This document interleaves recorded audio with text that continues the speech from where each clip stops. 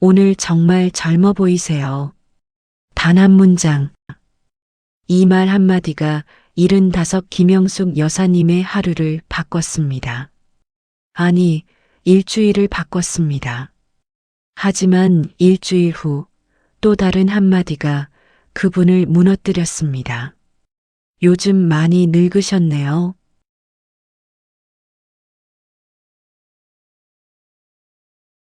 여러분, 혹시 이런 경험 있으신가요?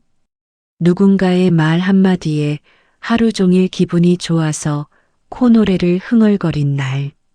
반대로 단 한마디 때문에 밤새 그 말이 귓전에서 맴돌아 잠을 설친 밤. 우리 모두 압니다. 말에는 힘이 있다는 것을. 사람을 살리는 힘도 있고 사람을 깊이 아프게 하는 힘도 있다는 것을. 그런데 이상한 일입니다. 우리는 이렇게 중요한 말을 배운 적이 없습니다. 학교에서도 직장에서도 심지어 부모님께서도 어떻게 말해야 하는지 가르쳐 주신 적이 없습니다. 그래서 우리는 평생 실수합니다. 좋은 뜻으로 한 말이 상처가 되고 진심을 담았는데 오해를 받고 사랑하는 사람에게 상처를 주고 나서야 후회합니다. 오늘 한 분의 이야기로 시작하겠습니다. 김영숙 여사님, 올해 75. 지난주 수요일이었습니다. 며느리가 오랜만에 집을 찾아왔습니다. 문을 열고 들어서며 며느리가 환하게 웃으며 말했습니다. 어머니, 오늘 정말 젊어 보이세요. 뭔가 하셨어요? 김 여사님은 특별히 한 일이 없었습니다. 평소처럼 머리 빗고 평소 입던 옷을 입었을 뿐입니다. 하지만 그날 하루는 완전히 달랐습니다. 거울을 볼 때마다 기분이 좋았습니다. 장을 보러 나갔을 때도 발걸음이 가벼웠습니다. 밤에 잠자리에 들 때까지 그 한마디가 가슴속에 따뜻하게 남아 있었습니다. 그런데 그 다음 주 월요일, 경로당에서 오랜 친구를 만났습니다. 친구는 김 여사님을 보자마자 무심코 이렇게 말했습니다. 어머, 요즘 많이 늙으셨네요. 안색이 안 좋아 보여. 김 여사님은 순간 얼어붙었습니다. 집에 돌아와 거울을 들여다봤습니다. 며느리가 왔던 날과 똑같은 얼굴인데 갑자기 주름이 더 깊어 보였습니다. 그날 저녁부터 일주일 내내 우울했습니다. 거울 보기가 싫어지고 사람 만나는 것도 꺼려졌습니다. 똑같은 얼굴입니다.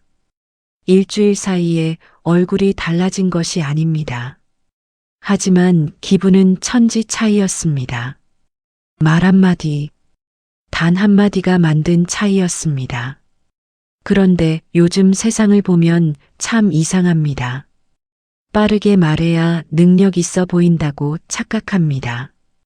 셋말을 해야 당당해 보인다고 착각합니다. SNS를 보십시오. 댓글들이 얼마나 거칠고 날카로운지.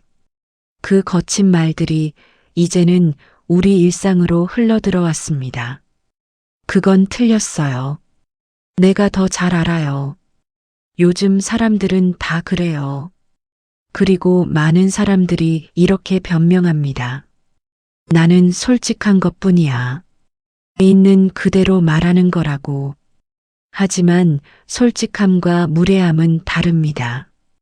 진실을 말하는 것과 상대를 배려하지 않고 내뱉는 것은 전혀 다른 이야기입니다.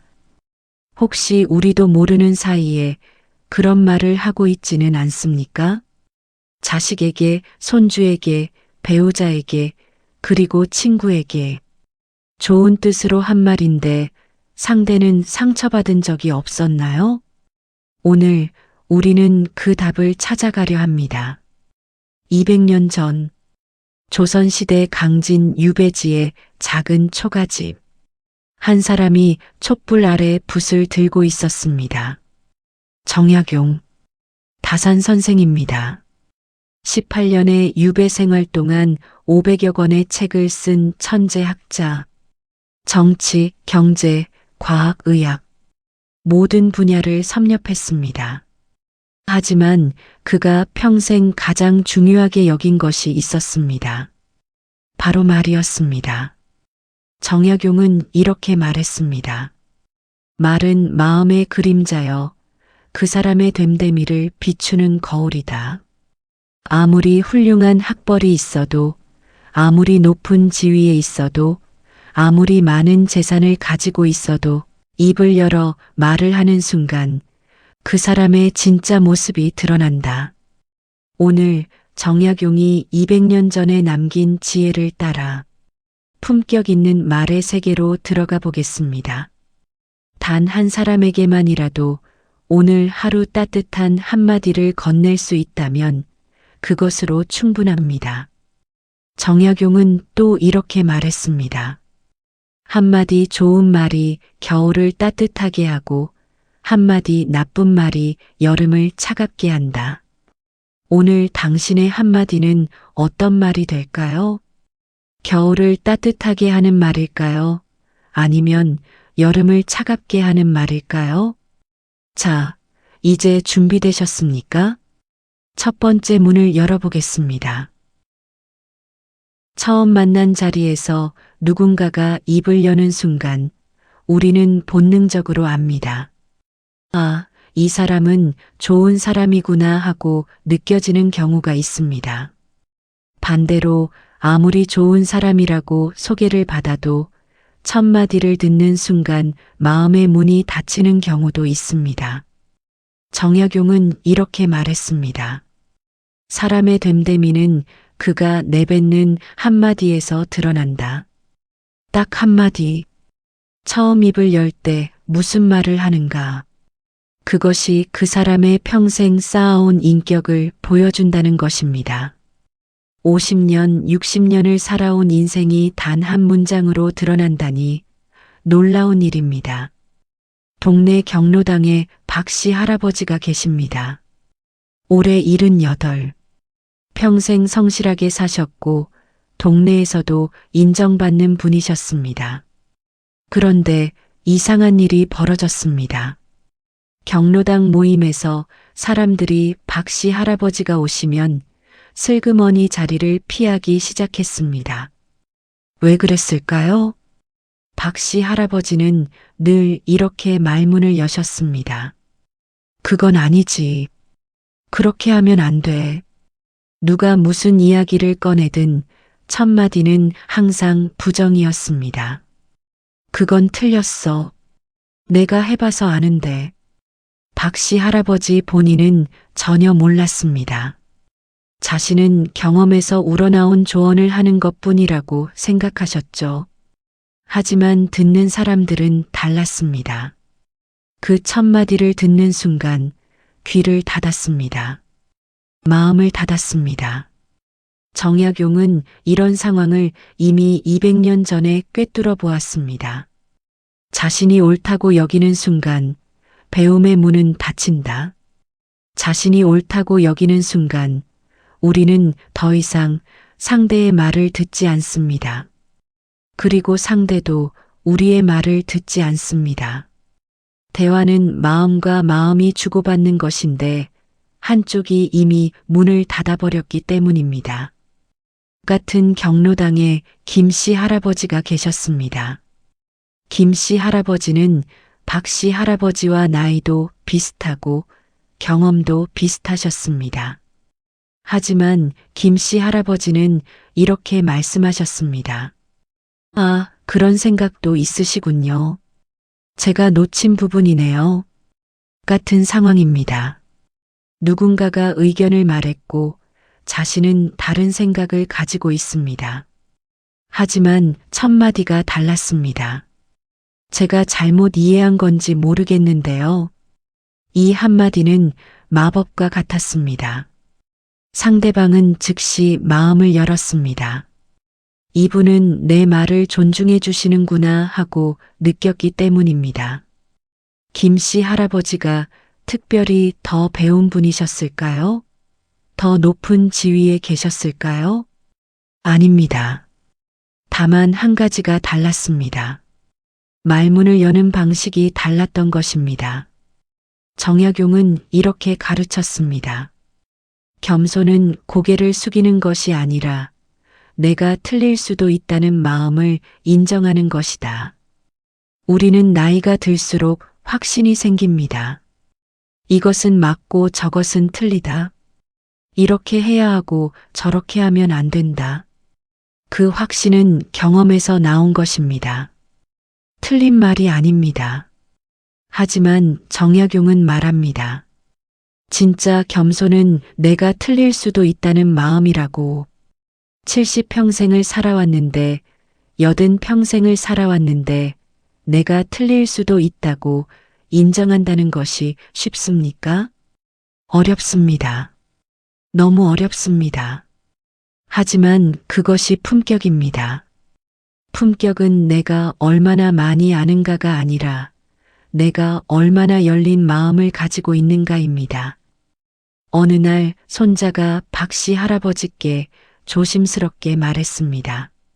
할아버지, 할아버지는 항상 제 말이 틀렸다고 하세요. 그래서 요즘은 할아버지한테 말하기가 무서워요. 그 순간 박씨 할아버지는 깨달으셨습니다. 자신은 손자를 사랑하는 마음으로 말했지만 손자는 그것을 겁으로 받아들였다는 것을. 그날 이후 박씨 할아버지는 달라지셨습니다. 손자가 무슨 말을 해도 이렇게 대답하기 시작하셨습니다. 그래, 할아버지는 그렇게 생각 못 해봤는데 내가 더 잘 알겠구나.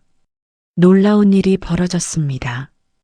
손자는 다시 할아버지를 찾아왔고 경로당 친구들도 박씨 할아버지 곁으로 돌아왔습니다. 박씨 할아버지는 이렇게 말씀하셨습니다. 나는 하나도 달라진 게 없는데 첫마디만 바꿨을 뿐인데 세상이 달라지더라고. 오늘부터 이 세 가지 표현을 기억해 주십시오. 첫째, 제가 잘못 이해한 건지 모르겠는데요. 이 말은 상대를 존중한다는 신호입니다. 둘째, 말씀을 들으니 제 생각이 조금 달라졌습니다. 이 말은 열린 마음을 보여주는 표현입니다. 셋째, 혹시 괜찮으시다면 이렇게 해보면 어떨까요? 이 말은 강요하지 않고 제안하는 품격입니다. 정약용은 유배지에서 아들에게 이런 편지를 남겼습니다. 입을 조심하는 사람은 마음을 다스릴 줄 아는 사람이다. 말은 돌이킬 수 없으니 입을 열기 전 3번 생각하라. 이 말이 꼭 필요한가? 이 말이 상대에게 도움이 되는가? 이 말을 내가 들으면 기분이 어떨까? 그리고 입을 여십시오. 첫마디에 당신의 품격이 담길 것입니다. 자, 이제 두 번째 문으로 들어가 보겠습니다. 말에는 온도가 있습니다. 같은 말이라도 어떤 온도로 전하느냐에 따라 전혀 다른 세상이 펼쳐집니다. 말에는 온도가 있습니다. 누군가의 말은 따뜻해서 듣는 순간 마음이 녹고 누군가의 말은 차가워서 듣는 순간 가슴이 얼어붙습니다. 같은 내용이라도 어떤 온도로 전하느냐에 따라 완전히 다른 세상이 펼쳐집니다. 한 할머니가 이렇게 고백하셨습니다. 나는 평생 옳은 말만 했습니다. 틀린 말을 한 적이 없어요. 경험에서 우러나온 진실만 말했습니다. 그런데 왜 사람들이 나를 피할까요? 이 할머니의 문제가 무엇이었을까요? 말의 내용이 아니었습니다. 말의 온도였습니다. 옳은 말이었지만 차가웠습니다. 진실이었지만 날카로웠습니다. 정약용은 이것을 정확히 꿰뚫어 보았습니다. 말은 불과 같아서 따뜻하게 하면 덕이 되고 뜨겁게 하면 화가 된다. 불을 생각해 보십시오.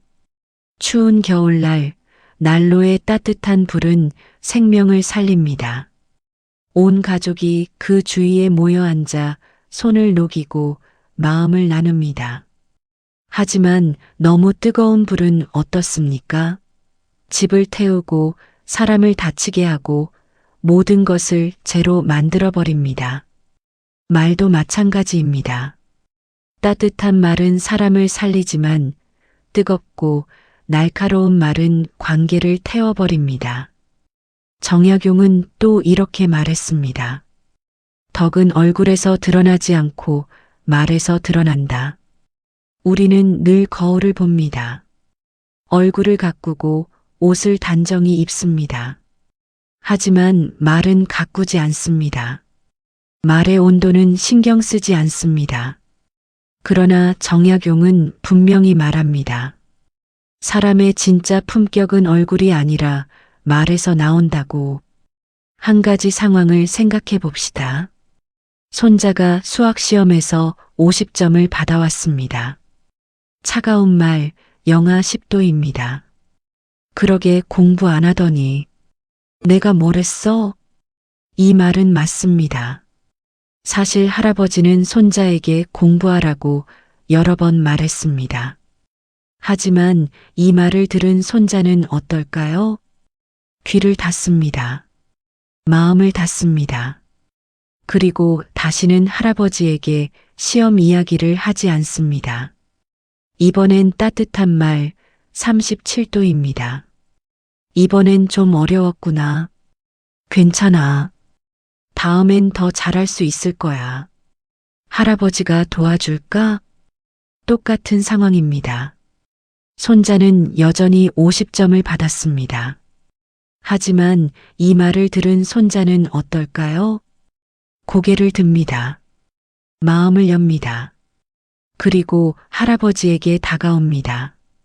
차이가 보이십니까? 내용은 같습니다. 시험을 못 봤다는 사실은 변하지 않습니다. 하지만 온도가 다르면 결과가 완전히 달라집니다. 정약용은 이렇게 말했습니다. 옳은 말이라도 부드럽게 하지 않으면 결국 그 말은 독이 된다. 아무리 옳은 말이라도, 아무리 좋은 뜻에서 나온 말이라도 온도가 차가우면 그것은 독이 되어 관계를 썩게 만듭니다. 한 시장에서 작은 반찬 가게를 운영하는 박 할머니가 계십니다. 어느 비 오는 날이었습니다. 한 손님이 우산 없이 반찬을 사러 왔습니다. 박 할머니는 반찬을 싸주며 이렇게 말했습니다. 반찬통에 비닐 한 번 더 씌워 드릴게요. 비 오는데 혹시 젖으면 안 되잖아요. 조심히 가세요. 단 3문장이었습니다. 그런데 그 손님은 다음 주에 또 왔습니다. 그리고 그 다음 주에도 또 그 다음 주에도 왔습니다. 나중에 그 손님이 말했습니다. 사실 우리 집에서 이 시장은 좀 멀어요. 가까운 곳에 반찬 가게도 있고요. 그런데 할머니 가게에 오면 마음이 따뜻해져요.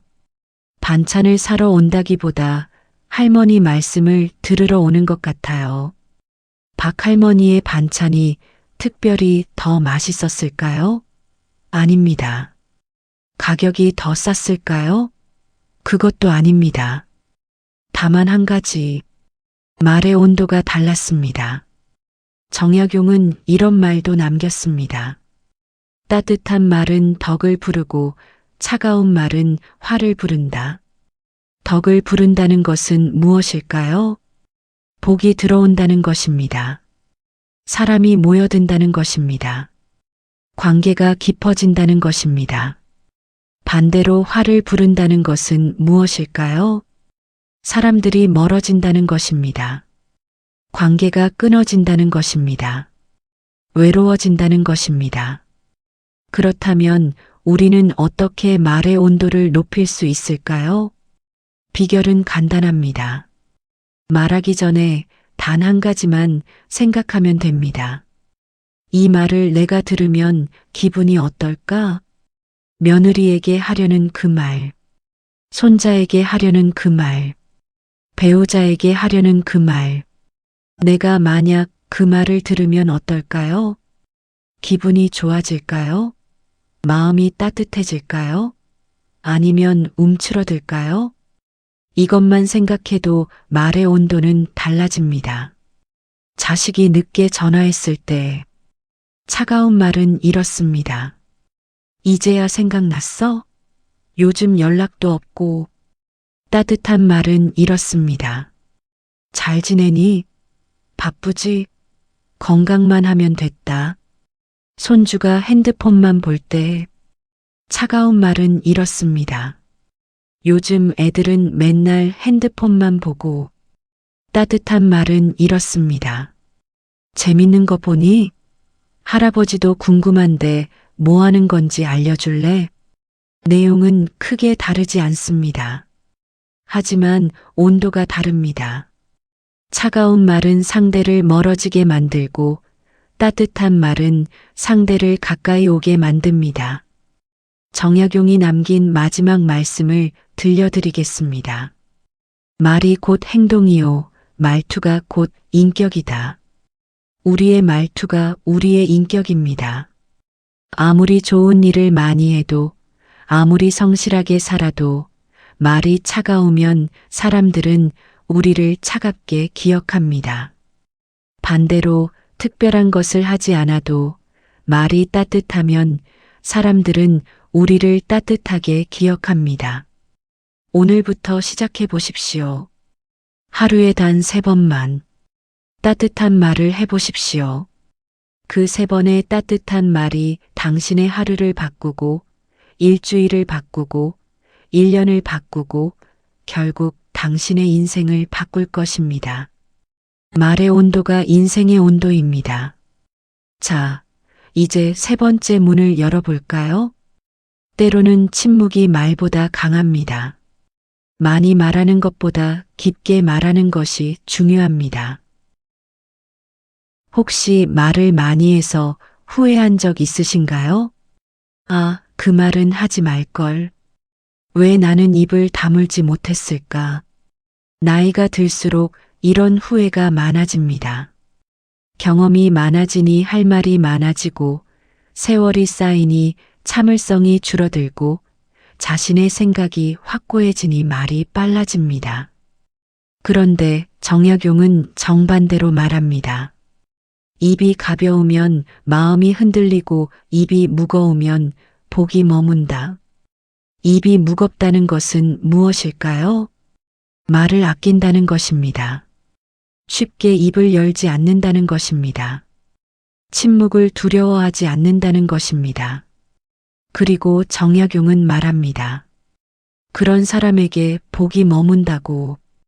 최 씨 할아버지는 경로당에서 말이 많기로 유명한 분이셨습니다. 누가 무슨 이야기를 꺼내든 최 씨 할아버지는 꼭 한마디 거들었습니다. 내가 살아보니 말이야. 그건 내가 다 겪어봤어. 요즘 젊은 사람들은 몰라. 최 씨 할아버지는 자신이 경험을 나누는 것이라 생각했습니다. 후배들에게 도움을 주는 것이라 생각했습니다. 하지만 시간이 지나면서 이상한 일이 벌어졌습니다. 경로당 모임에 나가면 사람들이 슬그머니 자리를 피했습니다. 친구들이 하나 둘 연락을 끊었습니다. 어느 날 오랜 친구가 조심스럽게 말했습니다. 자네 말이 너무 많아.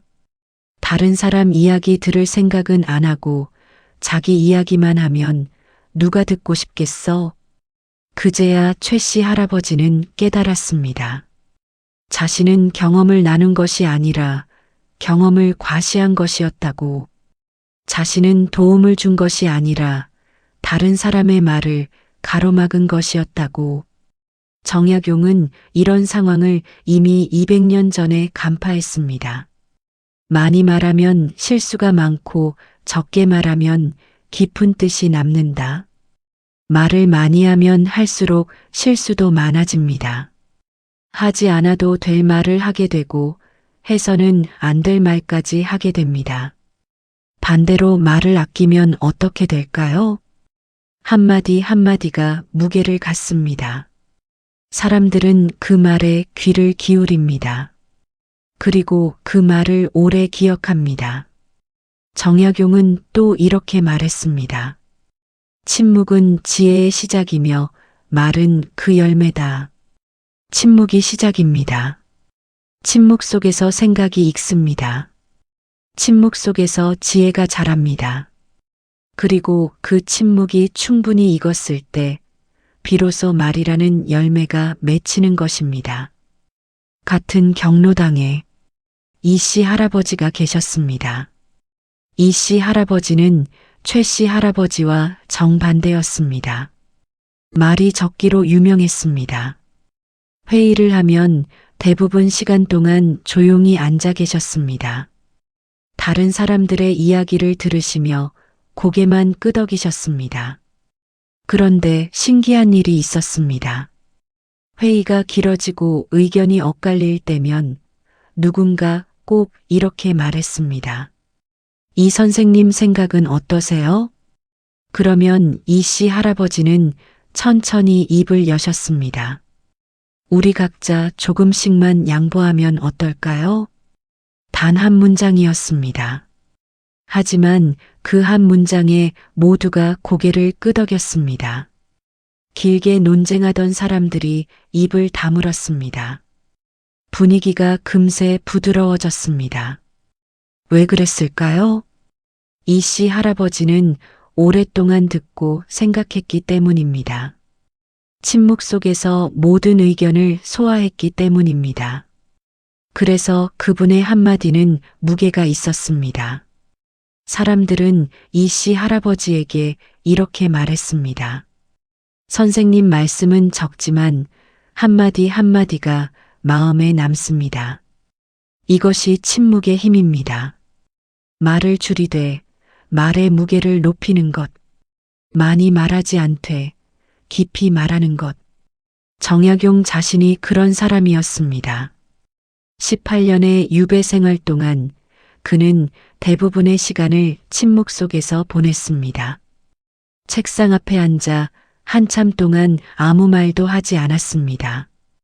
붓을 들기 전에 오랫동안 생각에 잠겼습니다. 제자가 물었습니다.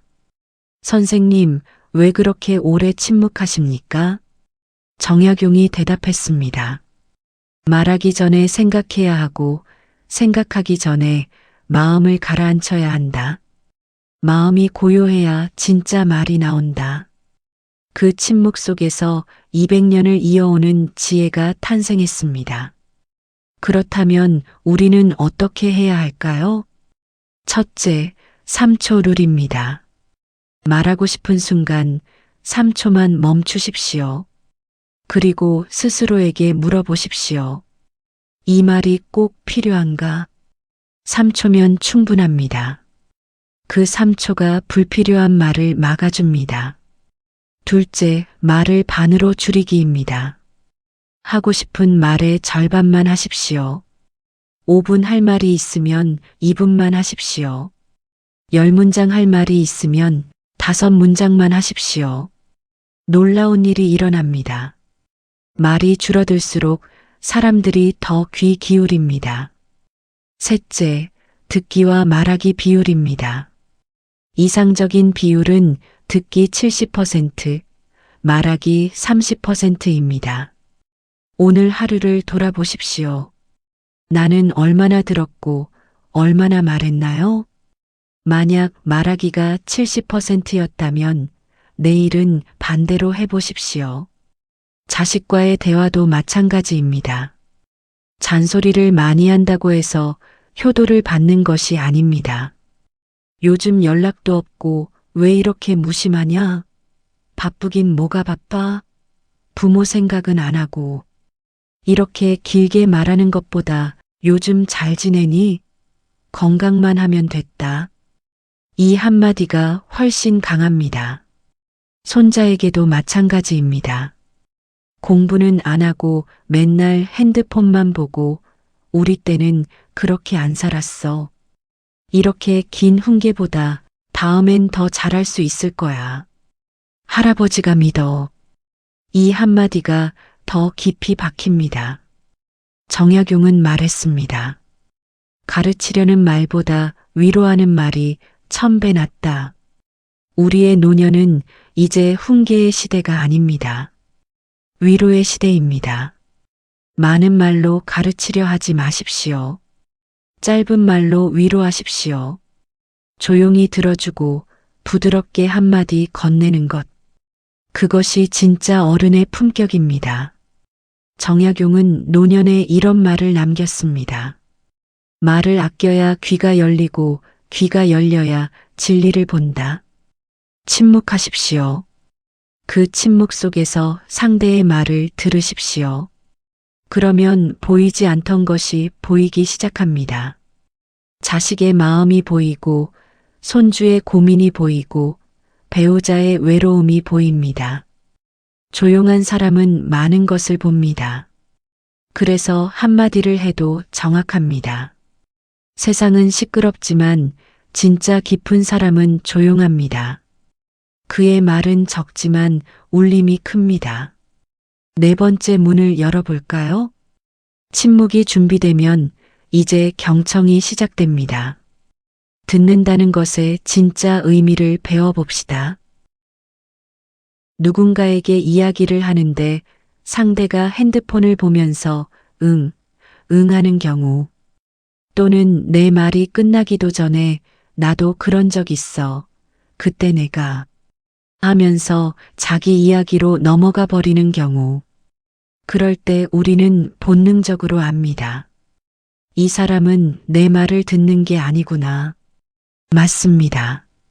그 사람은 듣는 척만 했을 뿐 진짜 듣지 않았습니다. 정약용은 이렇게 말했습니다. 입이 빠른 자는 귀가 어둡다. 입이 빠르다는 것은 무엇일까요? 말하기에 바쁘다는 것입니다. 귀가 어둡다는 것은 무엇일까요? 듣지 못한다는 것입니다. 말하기에 바쁜 사람은 상대의 말을 들을 수가 없습니다. 왜냐하면 상대가 말하는 동안 자신이 할 말을 생각하고 있기 때문입니다. 김할아버지는 평생 말을 잘한다는 소리를 들으며 사셨습니다. 회사에서도 회의 때마다 발표를 잘하셨고 친구들 사이에서도 이야기꾼으로 유명하셨습니다. 그런데 퇴직하고 나니 이상한 일이 벌어졌습니다. 자식들이 점점 방문을 줄였습니다. 손주들은 할아버지 앞에서 말을 아꼈습니다. 김할아버지는 이해할 수 없었습니다. 나는 좋은 이야기를 많이 해주는데 왜들 이러는 걸까? 어느 날 아들이 조심스럽게 말했습니다.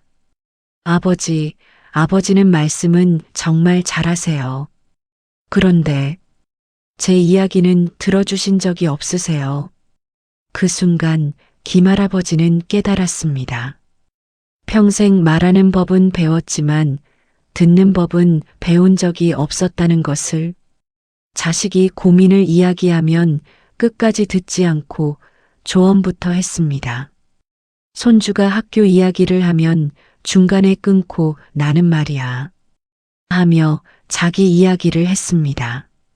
그는 대화를 한 것이 아니라 독백을 한 것이었습니다. 정약용은 또 이렇게 말했습니다. 말을 아껴야 귀가 열리고 귀가 열려야 진리를 본다. 진리를 본다는 것은 무엇일까요? 상대의 마음이 보인다는 것입니다. 겉으로 드러난 말이 아니라 그 말 뒤에 숨겨진 진짜 감정이 보인다는 것입니다. 아들이 요즘 회사가 좀 힘들어요라고 말할 때 진짜 듣는 사람은 이것을 압니다. 아들이 원하는 것은 조언이 아니라 힘들겠구나 하는 공감이라는 것을. 손주가 시험을 못 봤어요 라고 말할 때 진짜 듣는 사람은 이것을 압니다. 손주가 원하는 것은 공부해야지라는 훈계가 아니라 괜찮아, 다음엔 잘할 거야 라는 위로라는 것을. 동네에 박 할아버지가 계십니다. 사람들은 이렇게 말합니다. 박 선생님은 내 이야기를 정말 들어주셔. 박 할아버지가 특별한 말을 하셨을까요? 아닙니다. 오히려 말을 적게 하셨습니다. 하지만 누군가 이야기를 할 때 박 할아버지는 하던 일을 멈추고 상대를 바라보며 고개를 끄덕이셨습니다. 상대가 말을 다 마칠 때까지 기다리셨습니다. 중간에 끊지 않으셨습니다. 조언하려 서두르지 않으셨습니다. 그리고 마지막에 이렇게 물으셨습니다. 그래서 지금 기분이 어떠니? 그때 많이 힘들었겠구나. 할아버지가 도와줄 일이 있을까? 이것이 진짜 경청입니다. 진짜 경청에는 5단계가 있습니다. 첫째, 멈추기입니다. 누군가 말을 걸면 하던 일을 멈추십시오. 신문을 보고 계셨다면 신문을 내려놓으십시오. TV를 보고 계셨다면 소리를 줄이십시오. 멈춘다는 것은 당신이 지금 나에게 중요하다는 신호입니다. 둘째, 눈 마주치기입니다. 상대를 바라보십시오. 눈을 마주친다는 것은 나는 당신의 말을 정말 듣고 있다는 표현입니다. 셋째, 끄덕이기입니다. 고개를 끄덕이십시오. 끄덕임은 말없는 대화입니다. 계속해 나는 듣고 있어라는 격려입니다. 넷째, 기다리기입니다. 상대가 말을 다 마칠 때까지 기다리십시오. 중간에 끊지 마십시오. 조언하려고 서두르지 마십시오. 침묵이 흘러도 괜찮습니다. 그 침묵 속에서 상대는 자기 생각을 정리합니다. 다섯째, 공감하기입니다. 상대의 감정에 공감하십시오. 힘드셨겠어요. 기쁘셨겠네요. 속상하셨겠어요. 이런 말 한마디가 100마디 조언보다 강합니다. 김할아버지는 그날 이후 달라지셨습니다. 아들이 찾아오면 TV를 끄고 아들을 바라보셨습니다. 손주가 이야기를 하면 끝까지 듣고 나서 그래서 내 기분은 어땠어? 라고 물으셨습니다. 놀라운 일이 벌어졌습니다. 아들은 다시 자주 찾아왔습니다. 손주는 학교에서 있었던 일을 할아버지에게 이야기하기 시작했습니다. 아들이 말했습니다. 아버지, 요즘 아버지가 달라지셨어요.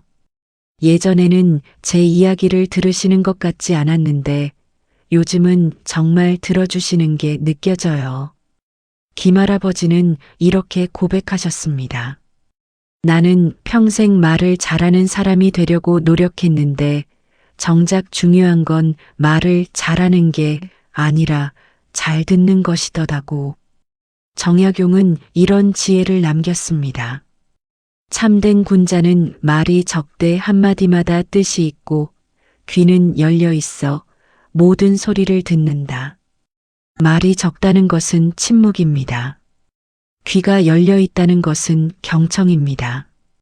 이 둘이 함께할 때 비로소 진짜 대화가 시작됩니다. 오늘 집에 돌아가시면 한번 실천해 보십시오. 가족이 무슨 이야기를 하거든 하던 일을 멈추고 눈을 마주치고 끝까지 들어보십시오. 조언하지 마십시오. 훈계하지 마십시오. 자기 경험담으로 넘어가지 마십시오. 그저 듣고 공감하고 그랬구나 하고 말해 보십시오. 그것만으로도 충분합니다. 상대는 느낄 것입니다. 이 사람은 내 이야기를 정말 들어주는구나. 그리고 그 순간 관계는 달라지기 시작합니다. 정약용의 마지막 가르침입니다. 듣는 것이 곧 사랑이며 사랑하는 사람은 상대의 말에 귀 기울인다. 듣는다는 것은 사랑입니다. 말로 사랑한다고 100번 말하는 것보다 상대의 이야기를 진심으로 한번 들어주는 것이 더 큰 사랑입니다. 오늘부터 시작하십시오. 덜 말하고 더 들으십시오. 그것이 가장 품격 있는 대화법입니다. 우리는 지금까지 4개의 문을 지나왔습니다. 첫마디의 중요성을 배웠고, 말의 온도를 느꼈고, 침묵의 힘을 깨달았고, 경청의 의미를 이해했습니다. 그런데 이 모든 것을 알아도 실천하지 않으면 아무 소용이 없습니다. 아는 것과 하는 것은 다릅니다. 오늘 마지막으로 배울 것은 어떻게 이것을 습관으로 만드느냐입니다. 정약용은 이렇게 말했습니다. 말투가 곧 인격이다. 말투는 하루아침에 만들어지지 않습니다. 매일매일 쌓이는 것입니다. 오늘 한 말이 내일의 습관이 되고, 내일의 습관이 1년의 품격이 되고, 1년의 품격이 평생의 인격이 됩니다. 그래서 중요한 것은 거창한 변화가 아니라 매일의 작은 실천입니다. 아침에 눈을 뜨면 가장 먼저 만나는 사람이 누구입니까? 배우자입니다. 그 첫 마디가 무엇입니까? 혹시 이렇게 시작하진 않으십니까? 어제 왜 그렇게 코를 골아? 오늘 날씨가 왜 이래? 이런 말들은 무심코 나옵니다. 습관이 된 것입니다. 오늘부터 이렇게 바꿔보십시오. 잘 주무셨어요? 오늘도 좋은 하루 되세요. 이 2문장을 매일 반복하면 1년 후 당신의 아침은 완전히 달라집니다. 낮에는 어떻습니까? 누군가를 만나면 무슨 말을 먼저 합니까? 혹시 이런 말로 시작하진 않으십니까? 요즘 많이 늙으셨네요. 왜 이렇게 야위셨어요? 걱정하는 마음에서 나온 말입니다. 하지만 듣는 사람은 기분이 좋지 않습니다. 대신 이렇게 말해 보십시오. 오늘 얼굴이 밝으시네요. 건강해 보이셔서 보기 좋습니다. 같은 사람을 봐도 어떤 말을 하느냐에 따라 그 사람의 하루가 달라집니다. 저녁에는 어떻습니까? 집에 돌아왔을 때 배우자에게 무슨 말을 합니까? 저녁은 뭐 해놨어? 오늘 이것저것 할 일이 많았어. 이렇게 말하는 대신 오늘도 고생 많으셨어요. 덕분에 하루 잘 보냈습니다. 이렇게 말해 보십시오. 정약용은 이렇게 가르쳤습니다. 하루에 3번 말을 살피면 1년이 지나 성인이 된다. 하루에 3번입니다. 아침, 점심, 저녁. 단 3번만 자신의 말을 의식적으로 바꿔보십시오. 한 달이 지나면 익숙해집니다. 석 달이 지나면 자연스러워집니다. 1년이 지나면 그것이 당신이 됩니다. 처음에는 어색할 것입니다. 평생 하던 대로 말하다가 갑자기 다르게 말하려니 어색합니다. 괜찮습니다. 어색한 것이 정상입니다. 중요한 것은 계속하는 것입니다. 오늘 실수했으면 내일 다시 시작하면 됩니다. 아침에 잊어버렸으면 저녁에 다시 하면 됩니다. 조금씩 천천히. 한 할머니가 있습니다. 올해 82살이십니다. 1년 전부터 말 습관을 바꾸기 시작하셨습니다.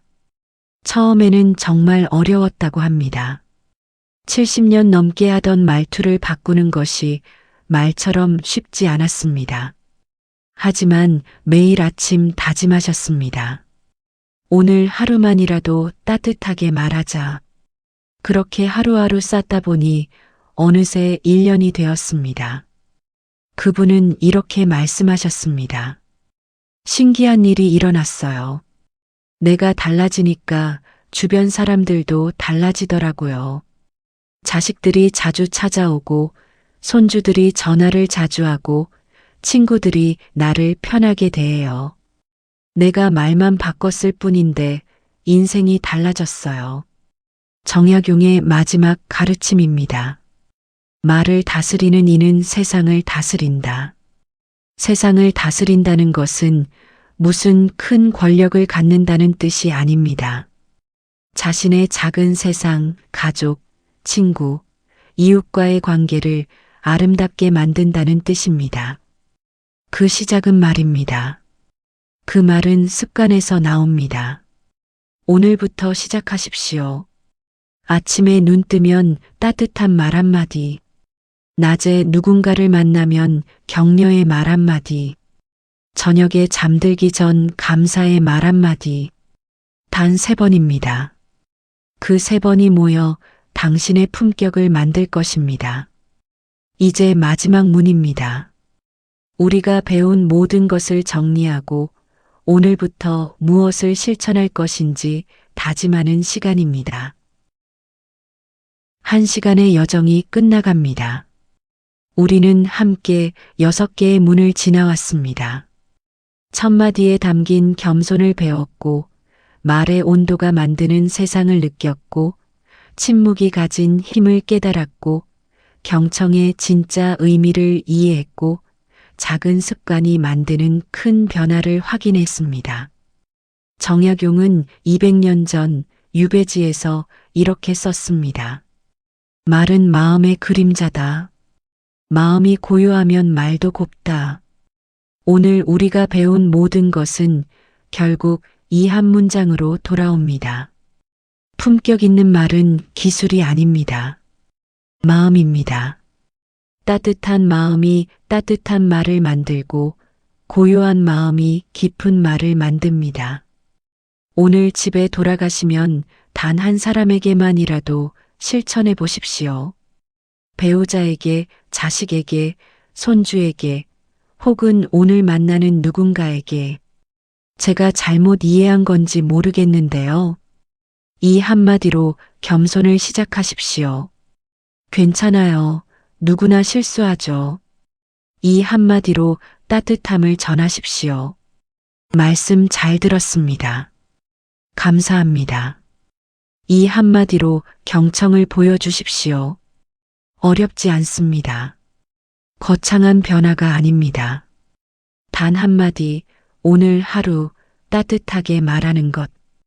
그것이 시작입니다. 정약용은 마지막으로 이렇게 말했습니다.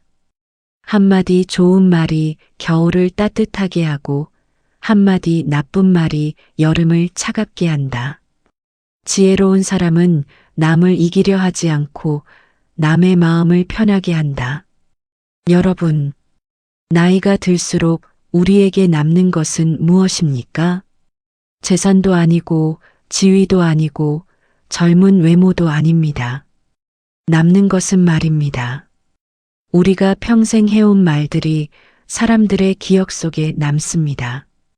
따뜻한 말을 했던 사람은 따뜻한 사람으로 기억되고 고운 말을 했던 사람은 품격 있는 사람으로 기억됩니다. 오늘 당신의 한마디는 누군가의 하루를 밝힐 수 있습니다. 오늘 당신의 따뜻한 말은 누군가의 인생을 바꿀 수 있습니다. 품격은 멀리 있지 않습니다. 바로 지금 당신이 내뱉는 그 한마디에 있습니다. 마음의 아침, 오늘도 여러분과 함께여서 행복했습니다.